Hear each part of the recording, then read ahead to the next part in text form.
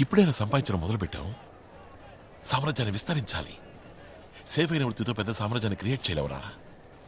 భయపడి ఎలాంటి నిర్ణయం తీసుకోకు. సేఫ్ అయిన వృత్తి చేయడం. భయపడి కాదు, శక్తి లేదు.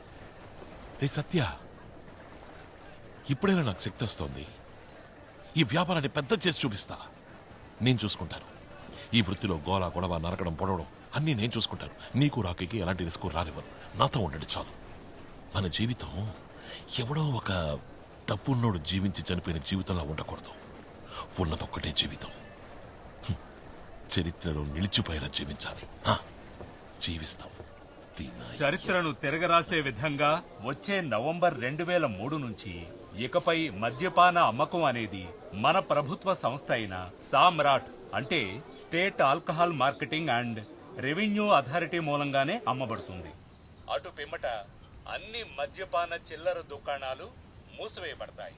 వాటి లైసెన్స్ రద్దు చేయబడుతుంది. ఆ రోజు చెప్పాను కదా, ఏసయ్య మనకి ఇచ్చిన చివరి వార్నింగ్ అని. చూడు, ఆయనే ముగించేశాడు. ఇప్పుడైనా మనం కళ్ళు తెచ్చుకోవాలి కాందే. ఏంటి, మా బాబు పేరు ఇప్పుడే ఊరంతా ఫేమస్ అవుతుందని సంతోషపడ్డాను. ఊరుకోనా గాంధీనా? ఇప్పుడు ఏం చేద్దాం? బిజినెస్ పేరు సారా సామ్రాజ్యం అని గొప్పగా చెప్పావు. అటు చూడు, అన్నిటినీ మూసి పారదొప్పుతున్నారు. అలా మూసి పారదొప్పడం కుదరదు బిడ్డ.